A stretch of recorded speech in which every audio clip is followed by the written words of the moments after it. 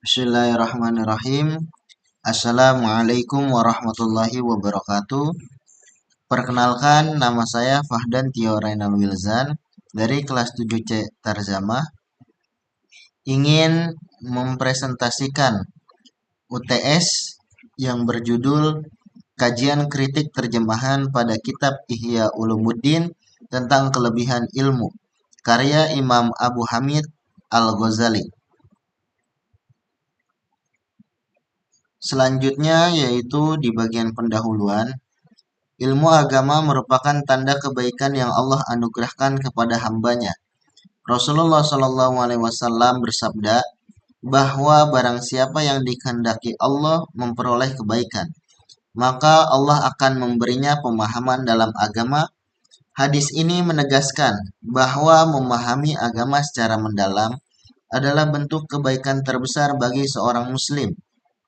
Di tengah perkembangan zaman dan melemahnya pemahaman keagamaan, penting bagi umat Islam untuk kembali menumbuhkan semangat belajar dan memahami ajaran agama dengan benar, agar memperoleh petunjuk hidup yang diridhoi oleh Allah Subhanahu wa Ta'ala. Oleh karena itu, pembahasan mengenai hadis ini menjadi penting untuk menegaskan kembali nilai urgensi ilmu agama dalam membentuk pribadi yang beriman, berilmu, dan berakhlak mulia. Selanjutnya, di bagian rumusan masalah, yang pertama, teknik penerjemahan apa saja yang digunakan dalam menerjemahkan hadis tersebut berdasarkan teori Molina dan Albir. Yang kedua, bagaimana kritik terhadap hasil terjemahan hadis tersebut ditinjau dari kesepadanan makna dan konteks kebahasaan menurut teori Molina dan Albir. Selanjutnya, di bagian tujuan penelitian, menganalisis hasil terjemahan hadis. Barang siapa yang dikehendaki Allah memperoleh kebaikan, maka Allah akan memberinya pemahaman dalam agama berdasarkan aspek makna dan keakuratan pesan. Yang kedua, mengidentifikasi teknik penerjemahan yang diterapkan dalam penerjemahan hadis tersebut berdasarkan teori Molina dan Albir. Yang ketiga, memberikan kritik dan penilaian terhadap hasil terjemahan hadis dengan meninjau kesepadanan makna, konteks kebahasaan, serta kejelasan pesan sesuai dengan prinsip teori Molina dan Albir. Selanjutnya, manfaat penelitian, yaitu dari dua sisi. Yang pertama, teoritis dan praktis. Teoritis, penelitian ini memperkaya kajian ilmu penerjemahan dengan menerapkan teori Molina dan Albir pada teks keagamaan serta menambah pemahaman tentang teknik penerjemahan yang menjaga kesepadanan makna. Yang kedua, praktis. Penelitian ini menjadi referensi bagi mahasiswa, peneliti, dan penerjemah dalam menganalisis serta mengevaluasi terjemahan hadis agar lebih akurat, kontekstual, dan sesuai dengan nilai keislaman. Selanjutnya, teks sumber. Man yuridullahu bihi khairan yufakkihu fiddin wa yulhimhu rushdahu. Terjemahan, barang siapa yang dikehendaki Allah memperoleh kebaikan, niscaya dianugerahinya pemahaman dalam agama dan diilhami petunjuk. Selanjutnya di bagian analisis dan pembahasan, yaitu ada frasa, terjemahan, teknik, dan penjelasannya. Yang pertama, man yuridullahu bi khairan. Terjemahannya, barang siapa yang dikehendaki Allah memperoleh kebaikan. Menggunakan teknik modulasi, penjelasannya, terjadi perubahan struktur dari bentuk aktif. Allah menghendaki kebaikan bagi seorang menjadi bentuk pasif untuk menyesuaikan gaya bahasa Indonesia. Yang kedua, yufakkihu fiddin. Terjemahannya, dianugerahi pemahaman dalam agama. Menggunakan teknik amplifikasi, penjelasannya, penambahan kata dianugerahi memperjelas makna. Sebab akibat dari kehendak Allah terhadap pemahaman agama. Yang ketiga, wayulhimhu rusydahu, dan diilhami petunjuknya menggunakan teknik transposisi. Penjelasannya, perubahan struktur gramatikal dari verba aktif mengilhamkan kepada petunjuk menjadi diilhami petunjuknya agar lebih alami dalam bahasa sasaran. Selanjutnya di bagian ketetapan makna, hadis Rasulullah, man yuridullahu bihi khairan yufaqihu fiddin, menegaskan bahwa ukuran utama kebaikan yang Allah kehendaki bagi seorang hamba dalam pemahaman yang mendalam tentang agama dan kemampuan mengikuti petunjuknya. Makna yufaqihu fiddin menunjukkan anugerah Allah berupa pemahaman yang benar terhadap ajaran Islam. Sedangkan yulhimhu rusydahu berarti Allah memberi ilham agar ia menempuh jalan yang benar. Hadis ini mengandung pesan bahwa kebaikan sejati bukan pada harta atau kedudukan, melainkan pada ilmu dan hidayah. Karena itu, menuntut ilmu agama dan memohon petunjuk Allah adalah cara untuk meraih kebaikan yang hakiki di dunia dan akhirat.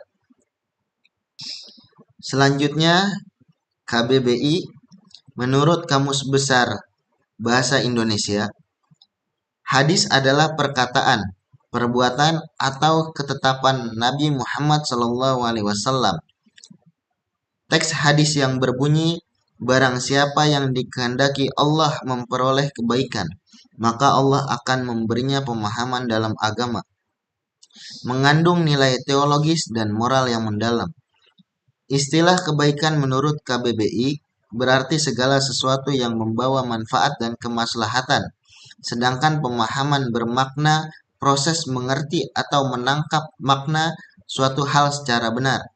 Adapun agama diartikan sebagai sistem kepercayaan dan tata ibadah kepada Tuhan yang mengatur hubungan manusia dengan Sang Pencipta dan sesamanya. Berdasarkan pengertian tersebut, teks hadis ini menegaskan bahwa kebaikan sejati menurut Islam terletak pada kemampuan seseorang memahami ajaran agamanya, serta secara mendalam dan benar sesuai petunjuk Allah Subhanahu wa Ta'ala.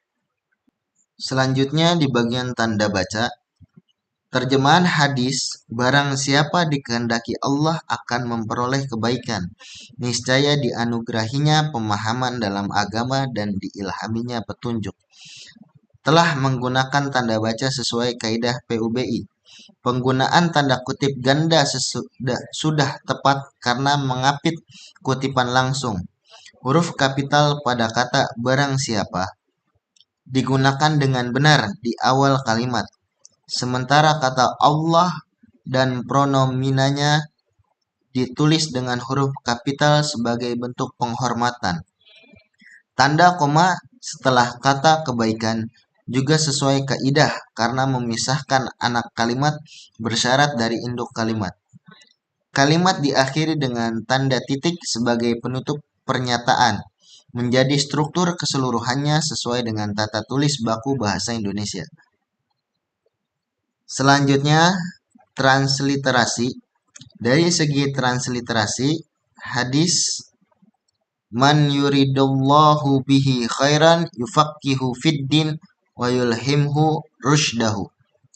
Pada file tersebut sudah cukup baik, namun belum sepenuhnya mengikuti kaidah transliterasi Arab Latin yang baku.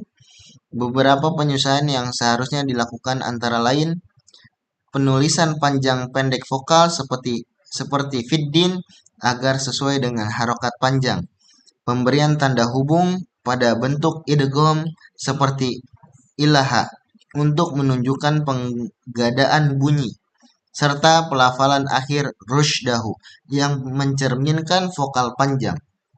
Dengan perbaikan ini, transliterasi menjadi lebih tepat secara fonetik dan sesuai standar akademik.